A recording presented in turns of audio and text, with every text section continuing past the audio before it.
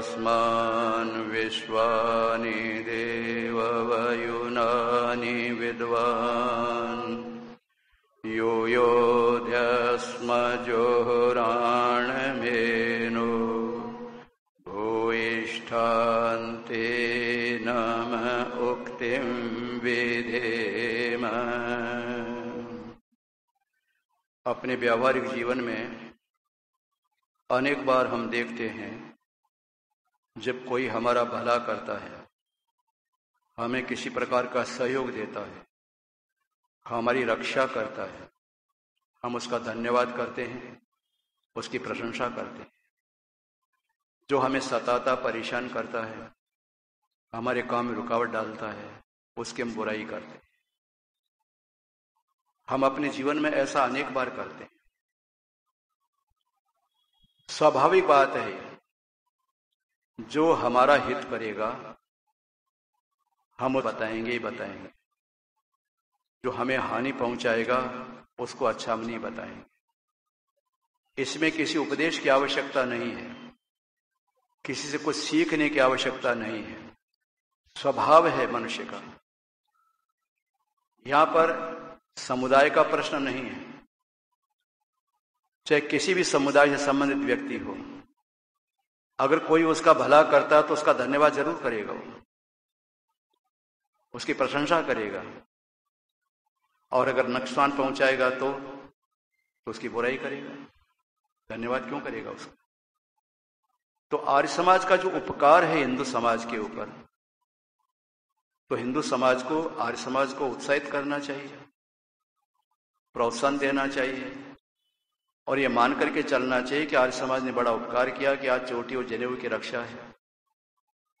हमारे लिए आर्य समाज ने त्याग किया है, प्राणों की आहुति दी है।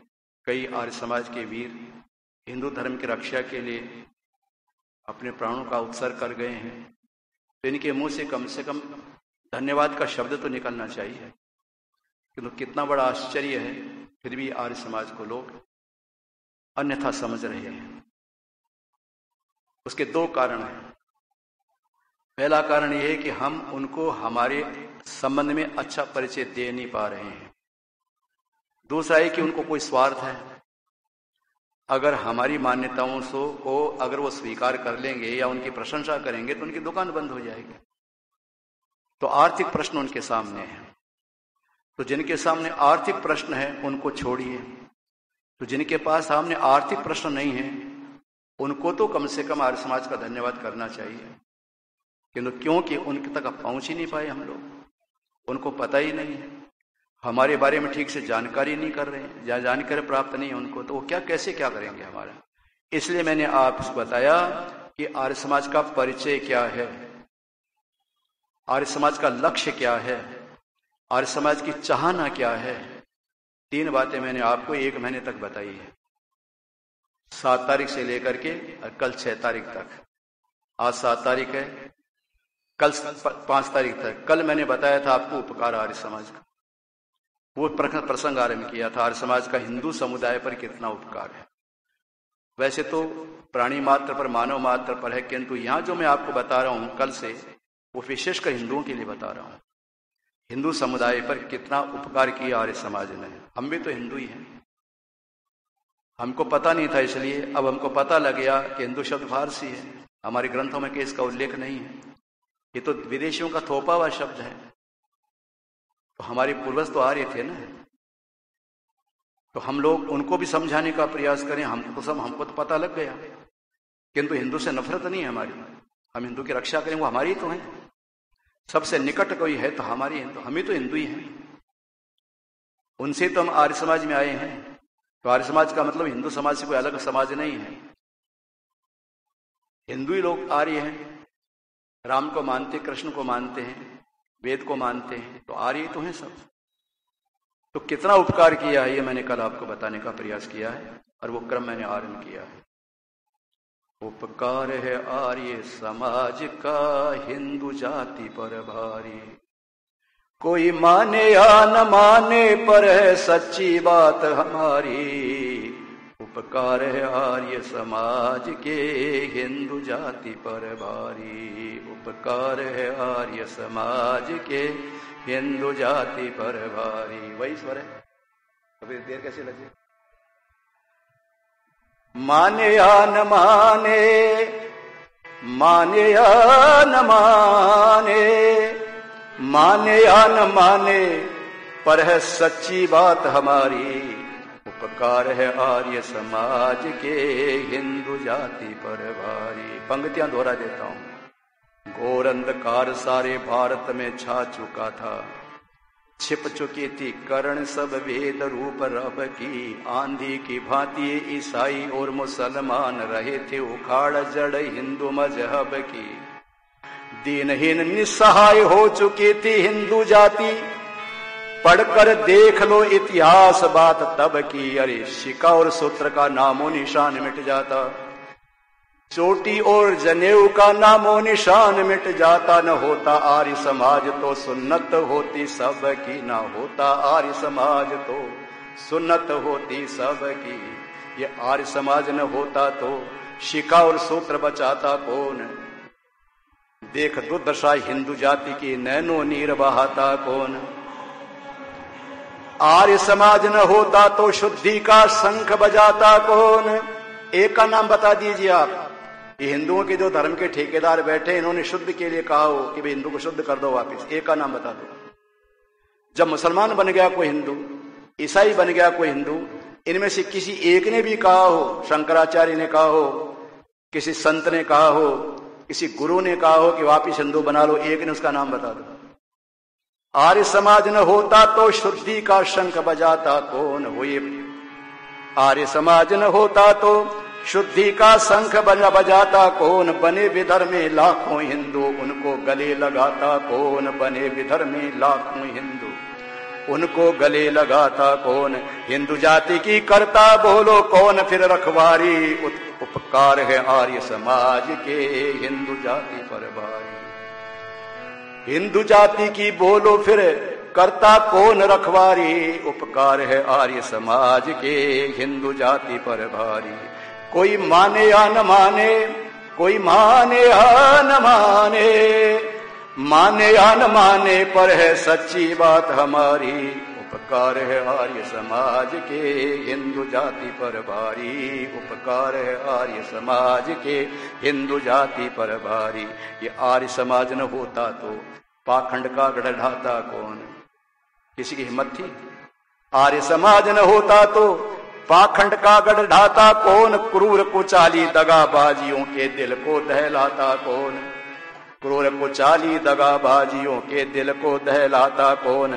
परम पवित्र पुरातन वेद धर्म का ज्ञान कराता कौन। मत पंथों के फंदों से मानव को कहो छुड़ाता कौन। मत पंथों के फंदों से मानव को कहो छुड़ाता कौन। वेद विरुद्ध मतों की इसने ही सब पोल उघारी।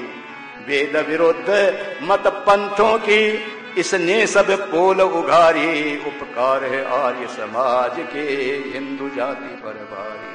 उपकार है आर्य समाज के, हिंदू जाति पर भारी। कल तक मैंने यहां तक बता दिया था। कल आगे बढ़ता हूं। आर्य समाज न होता तो महिमा वेदों की गाथा कौन।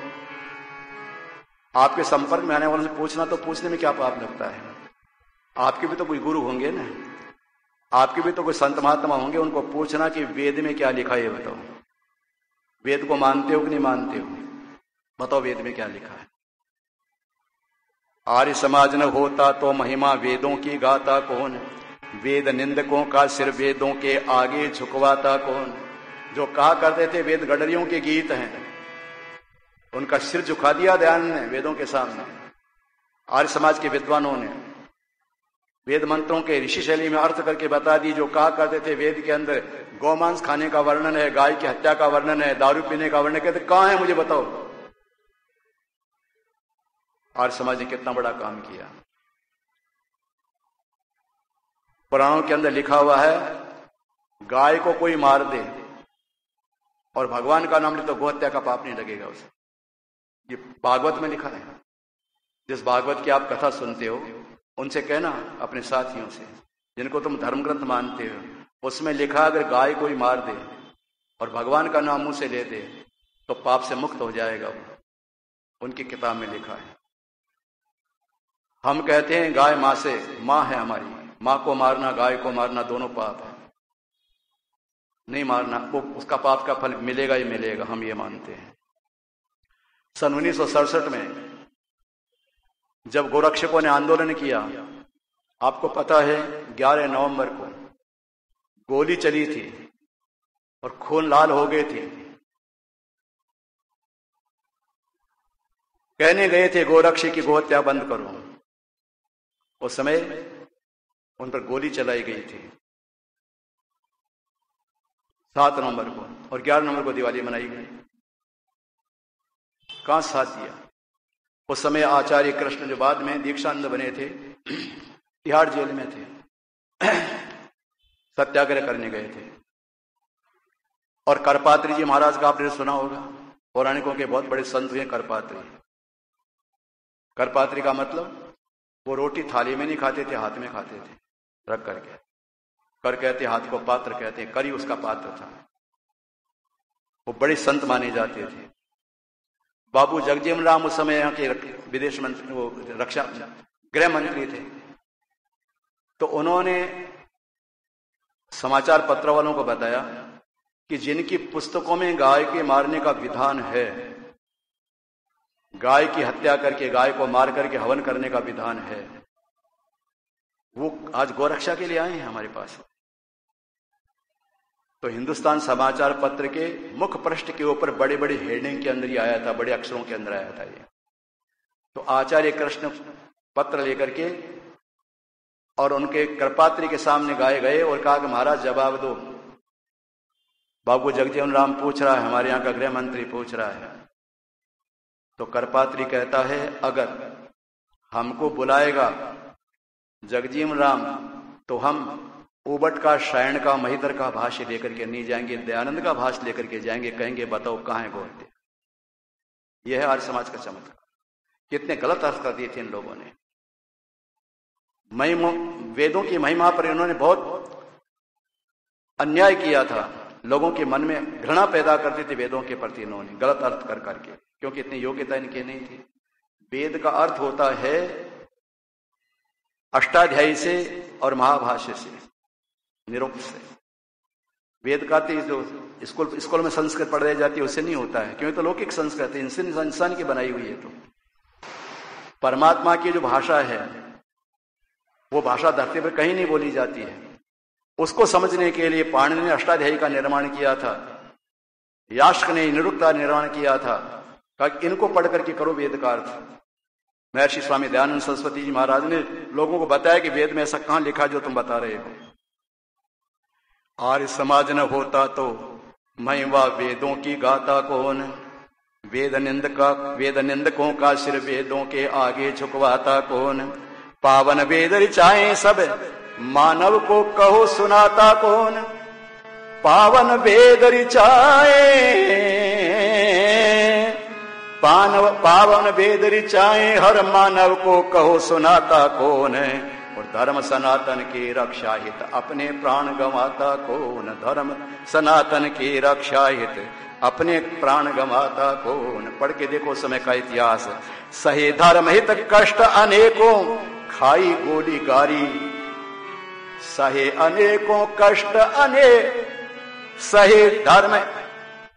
सहे धर्म हित कष्ट अनेकों खाई गोली गारी, उपकार है आर्य समाज के हिंदू जाति पर भारी, उपकार है आर्य समाज के हिंदू जाति पर भारी।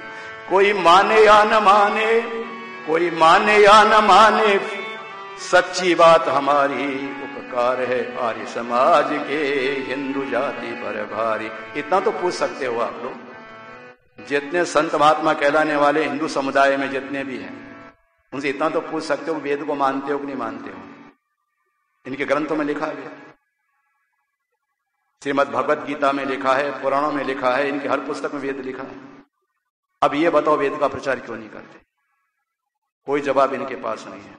अगर कोई वेद का प्रचार करेंगे इनकी सारी मिट्टियां मिट जाएगी, सारी इनकी मान्यताएं सारी की सारी वेद विरुद्ध है, इसलिए नहीं करते। और पुस्तकों का प्रचार करते, वेद का क्यों नहीं करते? क्या आपत्ति है इनको, बताइए, कोई कारण तो होगा। जबकि इन पुस्तकों में वेद का बारे में लिखा हुआ है और सब मानते हैं इस बात को, रामायण मानते, इनकी गीता मानती, इनकी महाभारत मानता है, इनका सब मानते सारे के सारे वेद को, फिर तुम वेद का प्रचार क्यों नहीं करते? इसका तो जवाब दो। इनको पता ही नहीं है, क्या करेंगे वेद का प्रचार? ये इतिहास बोल रहा है जिनके लिए मार खाई थी आर्य समाज ने। आपको उस घटनाओं का स्मरण कराता हूं। हैदराबाद के मंदिरों के ताले लगे खुलवाता कौन? पढ़ करके देखो, कासिम रजवी, जिसने 36 धाराएं लगाई थी हैदराबाद में। मैं बोल रहा हूं, टैप हो रहा है, सबको सुनाने की आवश्यकता है, मैं अप्रामाणिक बात कभी नहीं कहता। मंदिरों के अंदर कोई भी घंटे घड़ियाल नहीं बजा सकता, बाजार के अंदर कोई जुलूस नहीं निकाल सकता, संकीर्तन नहीं कर सकता, और मंदिरों की सीढ़ियों पर गाय का मांस बेचा जाता था। इनको चाहिए था, उस समय के इन पंडितों को, विद्वानों को चाहिए था, शंकराचार्यों को चाहता, बड़ों से कुछ तो जाते वहां हैदराबाद में जाकर के कहते उसको, रिजवी को ये क्या कर रहे हो हमारे हिंदू धर्म के लिए? किसी की हिम्मत नहीं हुई। हैदराबाद में मंदिरों के ताले लगे खुलवाता कौन? बंद पड़े घंटे घड़ियाल कहो जाकर बजवाता कौन? उस नवाब की बदनीति को लाखों चने चबाता कौन? आज के 55 वर्ष पहले दहाड़ता था। उस नवाब की बदनीति को लाखों नाकों चने चबाता कौन? रोती हिंदू महिलाओं को जाकर धीर बंधाता कौन? रोती हिंदू महिलाओं को जाकर धीर बंधाता कौन? रखी लाज मंदिर मूर्त की, रखी लाज मंदिर मूरत की, जाने दुनिया सारी, उपकार है आर्य समाज के हिंदू जाति पर भारी, उपकार है आर्य समाज के हिंदू जाति पर भारी। कैसी स्थिति थी उस समय, बड़ी दुर्दशा थी, कोई सुध लेने वाला नहीं था। पता लगा महात्मा नारायण स्वामी को, हमारे आर्य समाज के बहुत बड़े विद्वान, वो सन्यासी देखने को नहीं मिलते हैं। उन्होंने कहा ये क्या हो रहा है? मंदिरों पे ताले लग गए, पूजा नहीं हो रही है। यद्यपि हम जड़ पूजा नहीं करते, किंतु आखिर हमारी परंपरा में हमारे प्रतीक तो हैं, ये नहीं मिट सकते। तो सबसे पहला जत्था लेकर के आर्य समाजियों का हैदराबाद वो पहुंचे सत्याग्रह के लिए। 6 महीने चला था ये सत्याग्रह। 26 आर्य समाजियों की कुर्बानी हुई थी वहां पर, मारा था, जान से मार दिया था इनको। एक भी इनका आदमी नहीं गया था। इनका आदमी को जाना था वहां पर, साथ देना था। हम तो मूर्ति पूजा करते नहीं, फिर क्यों गए वहां पर? तुम्हारी रक्षा के लिए गए थे। इतिहास बोलता, हम नहीं बोलते, और बोलता रहेगा इतिहास। मंदिरों के ताले खुलवाए थे वहां जाकर, हमारी विजय हुई थी। अंग्रेजों का राज था उस समय। कालूराम शास्त्री, अखिलानंद, इनके बड़े बड़े विद्वान थे। मैंने लिखा था उसमें, अखिलानंद को चाहिए था जाकर जेलों भरते, कालूराम शास्त्री जाए छिपे कहीं डरते। पर ये भोली जाती है तो कोरे दूध पिवा मजनू, दुकान इनकी चलनी चाहिए, हिंदू रहो या तुर्क बनो। आगे बताऊंगा आपको इनके बारे में, कैसे लोग थे। इनको कोई मतलब नहीं, इनको तो अपने मतलब से मतलब है। हिंदू मिट तो मरे, कुछ भी चिंता की बात नहीं है। कितने कम हो गए हिंदू। अब इनको होश आया, जब मार पड़ी तब होश आया। अब कहते शुद्ध करो। पहले कहां गए थे? जब श्रद्धानंद आए थे काली मैदान में, उस समय साथ क्यों नहीं दिया? जब अमर से लेखराम आए थे, उस समय साथ क्यों नहीं दिया? उस समय साथ देते होते तो आज ये नौबत नहीं आती। उस समय कहा नहीं नहीं नहीं, मुसलमान का हिंदू नहीं बन सकता कभी भी वापस, उसको छू नहीं सकते हो, तो मुसलमान बन चुका, निकल चुका हो। तो इन लोगों ने तो बाकी सीखी, जोड़ नहीं सीखा था। आर्य समाज ने कहा जोड़ सीखो, जोड़ मिलाना सीखो। तुम बाकी सीख करके बैठे हो, घटाना सीखा तुमने। प्लस भूल गए थे, माइनस याद रह गए थे। ये स्थिति बनी हुई थी। रोती हिंदू महिलाओं को जाकर धीर बंधाता कौन? रखी लाज मंदिर मूरत की, जाने दुनिया सारी, उपकार है आर्य समाज के हिंदू जाति पर भारी। आगे विस्तार करके बताने का प्रयास करूंगा, आगे वो प्रसंग आएगा। स्वामी शंकर ने नारी को कहा नरक का द्वार। कान खोल करके सुनना। इनके सबसे बड़ा आद्य शंकराचार्य उन्होंने क्या फतवा दिया इन बेटियों को? स्वामी शंकर ने नारी को कहा नरक का द्वार,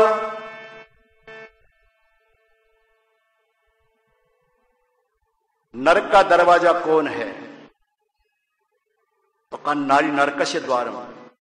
शंकराचार्य कहते हैं नरक का दरवाजा नारी है। स्वामी शंकर ने नारी को कहा नरक का द्वार। और तुलसीदास जी की मां का नाम था हुलसी। हुलसी के तुलसी ने दिया ताड़न का अधिकार, तुलसी के तुलसी ने दिया ताड़न का अधिकार। यत्र नार्यस्तु पूजन्ते का संदेश सुनाता कौन? नारी की गौरव गाथाएं निर्भय होकर गाता कौन? आर्य समाज न होता तो कन्या गुरुकुल खुलवाता कौन? आर्य समाज न होता तो कन्या गुरुकुल खुलवाता कौन? सीता वेदवती वाला फिर से अधिकार दिलाता कौन? सीता वेदवती वाला फिर से अधिकार दिलाता कौन? करता को न कहो फिर से ये नारी शिक्षा जारी। इतिहास बोल रहा है, एक आदमी बता दो इनका कोई भी, जितने इनके शंकराचार्य तो स्त्री को पढ़ाने के समर्थन किया इन लोगों ने, विरोध किया था इन लोगों ने। तो सबसे पहले गुरुकुल आर्य समाज का खुला था नारी देहरादून के अंदर। ये क्या कर रहे हैं समझ में नहीं आती। आप लोग पढ़ते नहीं, आपको पता नहीं। बोला करो उनको, कहा करो कि एक आध तो नाम बताओ तुम। आर्य समाज ने कितना बड़ा काम करके दिखाया है। करता को न कहो फिर से ये नारी शिक्षा जारी, उपकार है आर्य समाज के हिंदू जाति पर भारी। कोई माने या न माने, कोई माने या न माने, पर है सच्ची बात हमारी। उपकार है आर्य समाज के हिंदू जाति पर भारी। आज इनकी पाठशालाएं हमसे ज्यादा हैं, क्योंकि इनके पास पैसा ज्यादा है। सनातन धर्म कन्या विद्यालय कहां गए थे इतने दिन पहले? हमने जब कन्या विद्यालय आरंभ किया था उस समय तो तुम लोगों ने रात को दीपक नहीं जलाए थे। इतिहास बोल रहा है कि घोर कलयुग आ गया है, एक घर में 2 कलम चलेगी, लड़का पढ़ेगा लड़की पढ़ेगी, घोर कलयुग आ। तुम उस समय कहां गए थे? उस समय कह रहे थे तुम आज कहां गए? अब तुम्हारी सनातन पाठशालाएं क्यों चल रही है? अब क्यों लड़कियों को पढ़ाते हो तुम? पहले बच्चों की शादियां हुआ करती थी, अब 26 से 20 घर की कुंवारी लड़कियां बैठी इन सनातन धर्मियों के घरों के अंदर। अब क्यों, क्या हो गया? अब पाप नहीं लगेगा तुम्हें? उस समय पाप लगता था, कोई बोलने वाला नहीं है। हिंदी भाषी क्षेत्रों के अंदर हमने प्रचार किया था, वो ज्यादा समझते थे लोग बात, और रामायण पढ़ते थे, उनको पता उनके रामायण में क्या लिखा है। उनकी भाषा में उनको समझाने का हम प्रयास करते थे। बड़ा काम किया हमने। मध्य प्रदेश में, राजस्थान के अंदर, मैंने चित्रकारी काली के अंदर कितने जगह आर्य समाज की स्थापना की है। लोगों का मानस बदल दिया। लिखता रहता था, बोलता रहता, दिन में लिखता, रात को प्रचार करता था। अब करना चाहिए। मेरे हृदय की तड़प को शायद आप समझ नहीं पा रहे हैं, या समझ रहे मुझे पता नहीं। ऐसी तड़प हर आदमी के अंदर लग जाए तो कितना बड़ा काम दयानंद का हो सकता है। हमें क्या लेना देना, हमें काम से मतलब है, हमारे बाल बच्चों से मतलब है, ये जाने इनका काम जाने, तो फिर मर गई बात, खत्म हो गई। फिर नहीं, दयानंद का ऋण है हम पर, कर्जा है, 100 जन्म में नहीं उतार सकते। अगर हमारे समाज नहीं होते, ठोकरें खाते, जीवन व्यर्थ हो जाता हमारा। कितना बड़ा कर्जा दयानंद का हम पर, कितना बड़ा कर्जा आर्य समाज का है। सिर उठा करके हम गर्व के साथ कहते हम आर्य हैं। क्यों? हमको सच्चा मार्ग मिल गया है, वेद का मार्ग मिल गया। जिस रास्ते पर राम चले थे, जिस रास्ते पर श्री कृष्ण चले थे, ऋषि मुनि चले थे, वो रास्ता हमको मिल गया। हम भूल चुके थे उस रास्ते को, तो हमारा कर्तव्य बनता है इनको समझाओ। भोले लोगों को, तुम आर्य समाज को समझो। आर्य समाज तुम्हारा दुश्मन नहीं है, तुम्हारा हितैषी है। 3 प्रकार के व्यक्ति आर्य समाज को पसंद नहीं करते हैं। ये कहकर के अपनी वाणी को विराम देता हूं। पहले वे व्यक्ति जो महामूर्ख हैं, जिनको न अपनी किताब का ज्ञान है, ना आर्य समाज के बारे में जानकारी है। सुनी सुनाई बातों पर विश्वास कर लेते हैं, उनको खुद की पुस्तकों में क्या लिखा पता नहीं, आर्य समाज के बारे में ठीक जानकारी नहीं। दूसरे वे व्यक्ति हैं जो दुराचारी, दुर्व्यसनी है, मांसाहारी है, आचरण जिनका अच्छा नहीं है, वो व्यक्ति आर्य समाज को अच्छा नहीं मानते। तीसरे वो व्यक्ति जो स्वार्थी हैं, जिनकी दुकानें चल रही है पाखंड से, वो आर्य समाज को नहीं मानते। चौथा व्यक्ति कोई आपको मिल जाओ, उसको तो समझाओ, इनको छोड़ दो जो धंधेधारी हैं। जो व्यक्ति बिना पढ़े महामूर्ख है, जिनको उनको समझाने का थोड़ा प्रयास करना, बाकी उनको तो कैसा समझाते हो आप, जिनका इन तीनों से कोई मतलब नहीं है। उनको समझा कि अपने साथ मिलाने की कोशिश करो, अपनी शक्ति को बढ़ाओ। आज समय की मांग है, कब तक हम देखते रहेंगे? अधिक से अधिक व्यक्ति हमारे संपर्क में आए और संगठित होकर के, क्योंकि तुम्हें जमाना संगठन का है। अधिक आदमी जिसमें होते हैं तो लोग वैसे